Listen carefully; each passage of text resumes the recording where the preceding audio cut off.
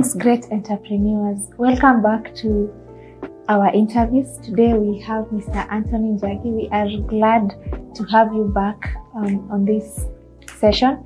Today we are talking about the online marketplace. My name is Lilian Wairimu. Karibuni sana. So Bill Gates says, if your business is not on the internet, then your business will be out of business. Mr. Njagi, in your previous masterclass on the online marketplace, you really expounded on the importance of having our businesses in the internet.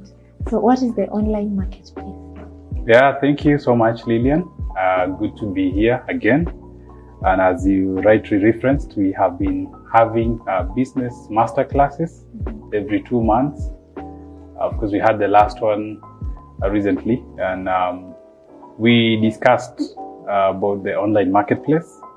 And to answer the question, the online marketplace is basically a platform where different businesses meet, or rather list their products, or they sell the goods and services. And we also have the buyers also visiting the same platforms. There are some platforms that are considered dedicated marketplaces, the likes of Amazon, eBay, Gigi, Kilimall, and what have you. So, and those ones are dedicated. The only thing they do is, list products and connect sellers with buyers.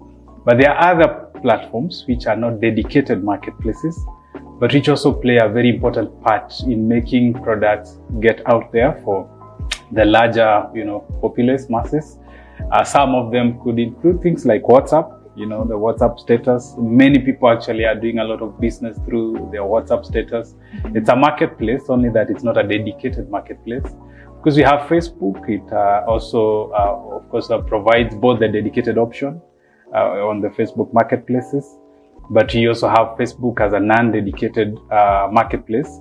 But nevertheless, these social media platforms also have served many people as online marketplaces in terms of helping them get linked with their customers. And yes, I agree with Bill Gates that if your business is not on the internet, you will soon be out of business. Yes. So for someone who maybe just started their business, how do they create? You have talked of WhatsApp, you have talked of the Facebook. So how do we create this marketplace for our businesses? One thing that is important is for someone to start by, of course, knowing what they sell. And you, of course, have to know your unique selling point. We call it the USP. What is it that will make people want to come to what you sell and not to another person's? And, of course, some of the USPs that people have used over time are, prices. I know, especially in the online marketplace, the prices of goods online can not be, the offline pricing as well. Those are some of the things that you need to know. But anyway, that's a story for another day. For some of us who've done some courses on Google, like the Google Fundamentals of Digital Marketing, you will realize that the way you price items online is not supposed to be uniform. In terms of that price should be different from the price offline for many reasons. Because one of the main reasons why people buy from you online is the price. And any person who is seeing your products online is definitely also comparing with other places. So one of the unique selling points that people can have online is, of course, the price points. But number two, also quality. This is where some people have decided that instead of going for the price wars, why don't we invest in reviews, positive reviews? There are people who buy from you. I have sold to a customer before who said that I am only buying from you because I've seen the number of reviews that your business has online. So you must agree what is going to be your unique selling point and capitalize on the same. But the key thing, as you asked Lilian, is that your business needs to be online. One way or the other, your business needs to be online for you to reach a scope beyond what would have just come and walk into, your premises and what have you. No one talks about how hard it is to maintain that space. Yes. you have already maybe created a WhatsApp group and now you keep on sending it on the WhatsApp status or in that group. How do I maintain that market space that I have already created? Because in the masterclass, you talked about marketing, investing in the marketing. So you could shed more light on that. Yes, a key thing that a person taking their business online must know is that consistency pays. And they say, consistency pays in installments. But there's a sense in which sometimes you can feel discouraged. I mean, I've started this business, I've been posting daily. I've even looked at the metrics. I have been told that the best time to post on Facebook is from this time. I mean, it's Wednesday from 9 a.m. to probably 3 p.m.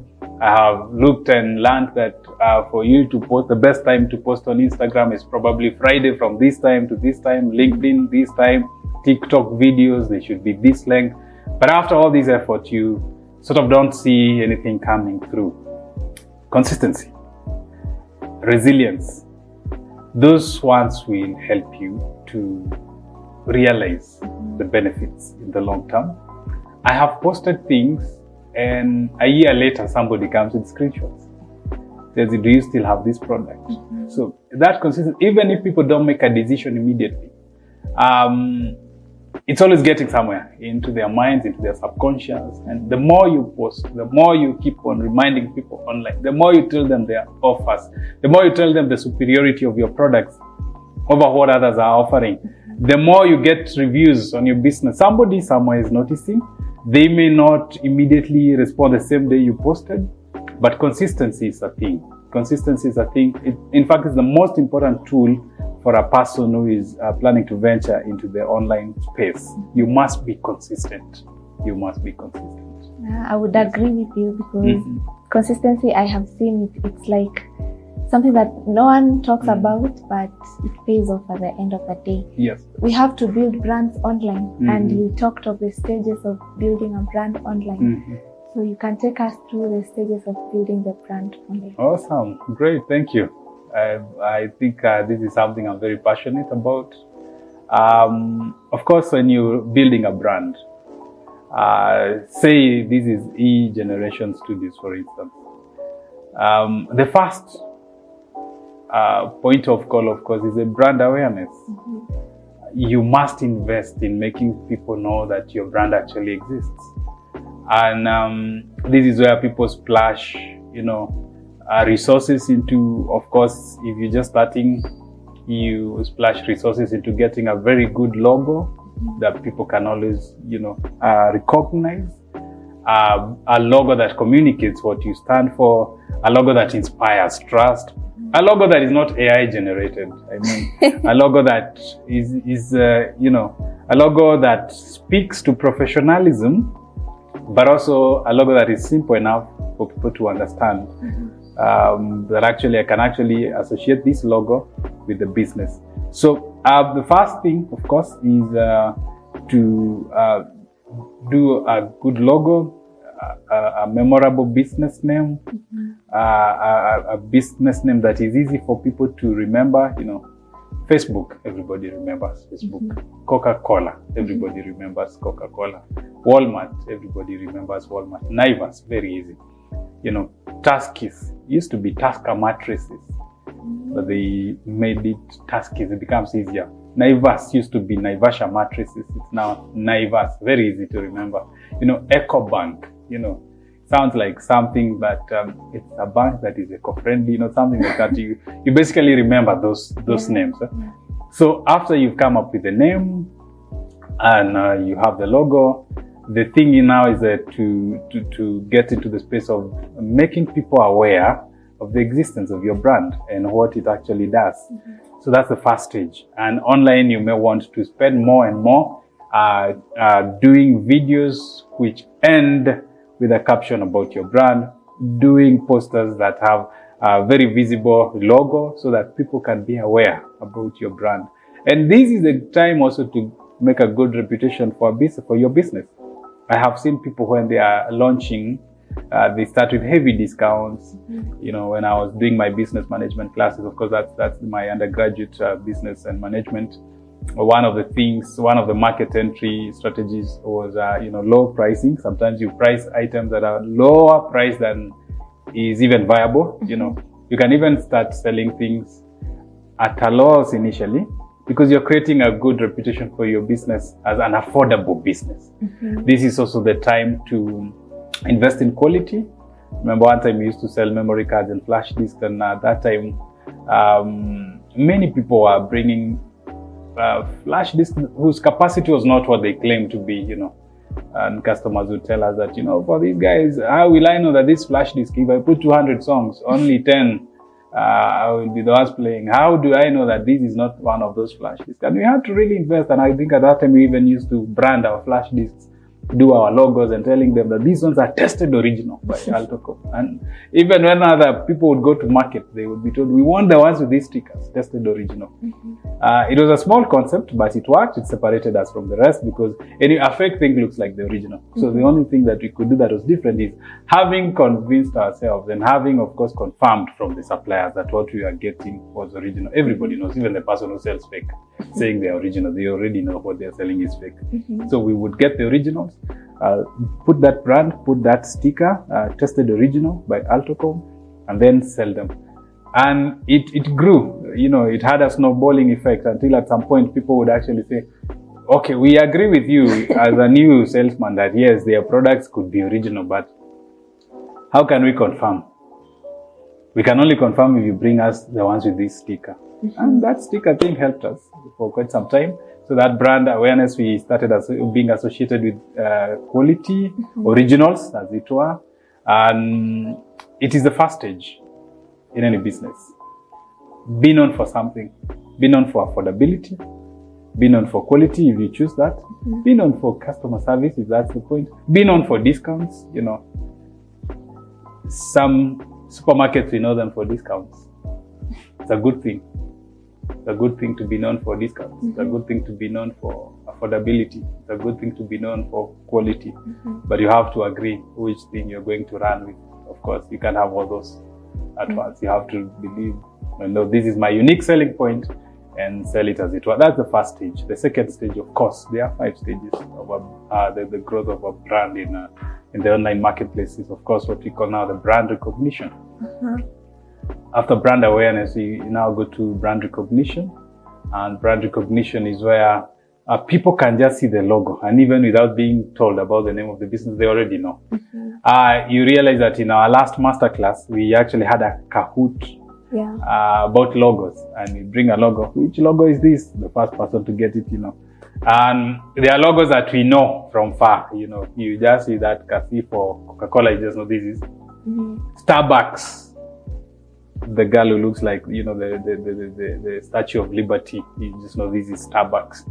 Audi, we know those Olympic kind of, rings. Benz, anybody can recognize a Benz by the logo. Toyota, we can all recognize Toyota by the logo. So we should aim now beyond brand awareness to get to the stage of brand recognition. And how do you get there? Doing t-shirts like we do, so that when somebody sees that t-shirt, they can ask you, oh, you also work for this company. Or at least it keeps your company on top of people's minds. So that's the second stage. The third stage, of course, after a brand, what do you call it? Brand recognition is a brand association. What do people associate your brand with when they see that? What is the first thing that comes into their minds? Do they see you as the better option or the better option? You could be claiming that you're the better option, but people see something different whenever they see that logo. Do they see that logo and associate you with, being expensive? Do they see that logo and associate you with deception? Do they see that logo and associate you with now good, better qualities? Do they now associate you with trust? Can they trust you? Can they trust your business? Would people be proud of donning your t-shirts? Would people be proud of donning your capes, as it were? Would people be proud of being associated with your brand? Even just taking photos around your brand. Would people be proud of being associated with that brand? So brand association is the third thing. And of course, after that, we come to what we call brand loyalty. Every business must work towards getting to a place where people are so loyal to your brand that even if you vary the price, remember we talked, one of the entry strategies could be selling items that are very low price, sometimes at a price that is not even viable, economically speaking, but you're doing that because you're getting into that new space. Can you get to a place where now, even if you vary the price upwards, people will still say, this one, I will still buy there. I have been studying about Starbucks. Starbucks sells some of the most expensive coffee. I think Starbucks is more expensive than Java. Starbucks, of course, mostly is in the US, the coffee retail chain in the US. And Starbucks sells coffee at probably 4 times the amount that a person would spend on the same coffee in a different restaurant. But how do they manage to still maintain, customer loyalty? I loved the philosophy of the founder, who is still serving as the CEO of Starbucks. And he says that Starbucks is not in the coffee business serving people. It is in the people business serving coffee. So there's a way around which people associate Starbucks with more than just coffee. The training they do to their employees, because they do trainings, very extensive, rigorous trainings. And actually, it's one of the companies where I realized that they give trainings to the employees and also give them certificates. They award them with certificates after the trainings on customer service and what have you. They train people to understand their personalities. And so when a customer walks in, they know they are walking in for more than just a cup of coffee. They are walking into therapy. The way they just welcomed, we are happy to have you. And they call you by name because, of course, they know most of their customers by name. And they welcome you, show you where to sit. Those small things. The ambience in the Starbucks restaurant makes people not to think about the cost of the coffee. In fact, a person coming to Starbucks for coffee is not necessarily coming for coffee. They are coming for therapy. They are coming to feel good. They are coming just to enjoy the environment. And if you can get to that place where people don't look at your products, right, just from the price perspective, but they feel like I am coming to buy into peace of mind. One of my business lecturers one time told me that a customer should consume their product silently. I mean, if I sell you a laptop, for instance, you should consume it silently, not every other time calling, no, it's failing, I don't know. Yes, charger, I mean, the cursor is moving by itself.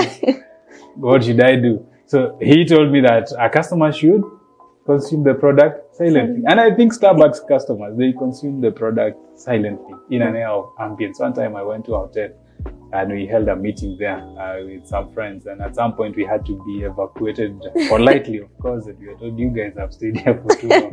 Those are not things that will happen at Starbucks. I mean, come have your time, come take your time, come enjoy.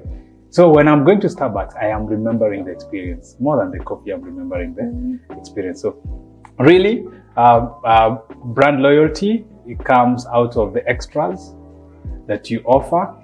I have seen some insurance companies, actually, if your car is involved in an accident, they'll give you a complimentary car. And one of the most stressful things for anybody who has insured their car, they tell you, is when you get an accident and you have to keep following up with the insurance company. Of course, the payment was approved, the work was approved, but you have to keep following up for 1 month, 2 months, 3 months with the garage. Your car is not being released. And many people in frustration have actually decided to spend their own money to sort themselves out because they can't be grounded forever. But some insurance companies are seizing that opportunity, actually give that package of, if your car is broken, we will give you another car immediately to use it as you wait for yours to be repaired. And that's quite sobering. It gives a certain peace of mind. It makes me want to be loyal to this insurance company. So even if they were charging slightly higher, if I've ever undergone the experience of waiting for a car for 2-3 months, I will not be looking at that amount. I will be looking at the convenience that this one gives. So really, brand loyalty comes out of you emphasizing your unique selling points, being consistent about them, keeping your word, giving customers more than what they pay for. You go to some hotels not because of food, but because of Wi-Fi. You just remember that as I go to that hotel, I'd not be cut off from the online, activities and what is happening. And, it's the tragedy of our times. You want to be online the whole time. And anyway, as business people, we have to seize opportunities like those. But the point is, there are places we go to, and come to think of it, you go there because of Wi-Fi. You go there because of how you are welcomed. You go there because of how they call you by name. You go there because of how they show you the best place to sit.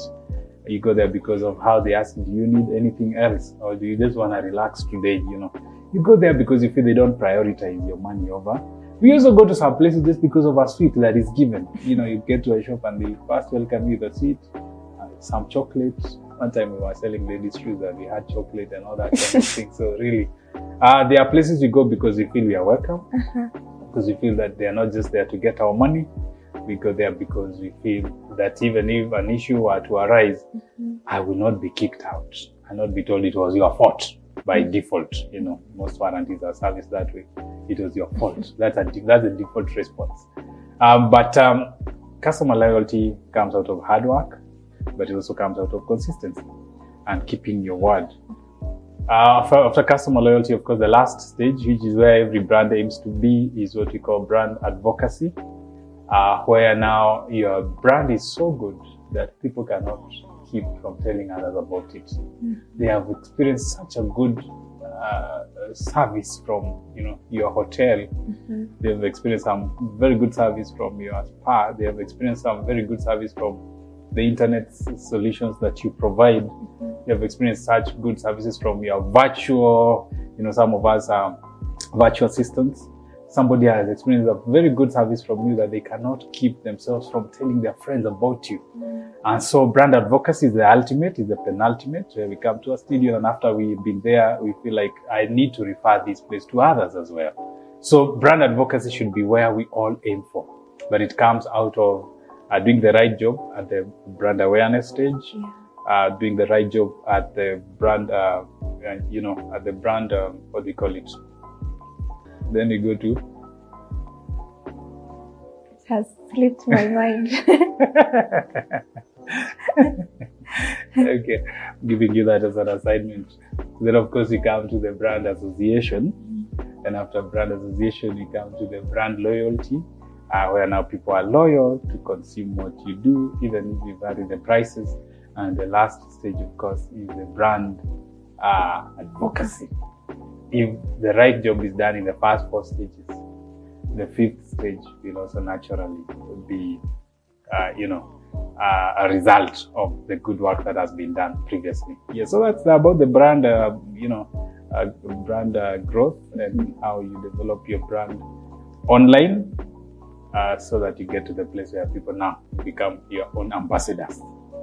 Yes. You talked about... And yes, they say that a sale is not complete until your client brings you another. Yes. You talked about measuring what matters. And you have already told us how to build our brands online. So how do we measure that actually my brand has grown, or probably my brand is going down, or my business is going down? So how do we measure that there's growth or there's a downfall happening in the business? In 2 levels, online, there are many tools that you can use to measure the engagement.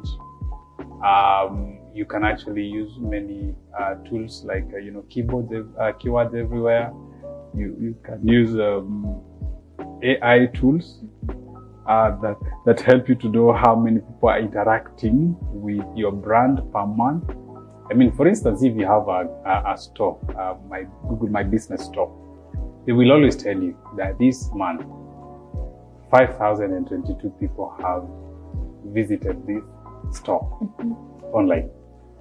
You have received 256 calls. Out of these 256 calls, it's an improvement because last month you had 154. Then that way you start knowing that I am actually growing in terms of visibility, because before selling, we have to do marketing. And it basically means that on the marketing front, your business is being known more. People are becoming more aware about what you're doing. And when you look at it from that point, you are able to know that, of course, awareness precedes purchases.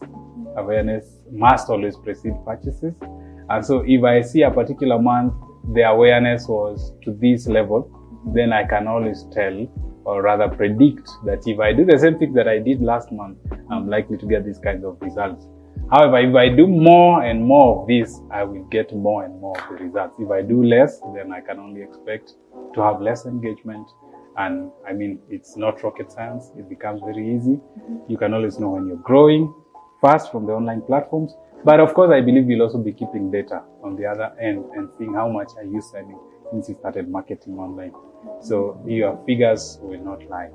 There are figures online, and there'll also be figures in your bank, and you have to monitor both. Yes. Entrepreneurs, you will have to agree with me that this is one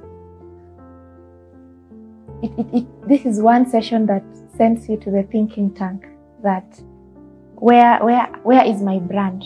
Am I still at the brand awareness stage, or am I still at the stage where people are recognizing my brand, or am I at the advocacy? Thank you for getting it. It's brand recognition, second stage, yes. Or am I at the brand advocacy stage? So, great entrepreneurs, you can think about that as we meet on the next. My name is Lilian Ojini. Bye.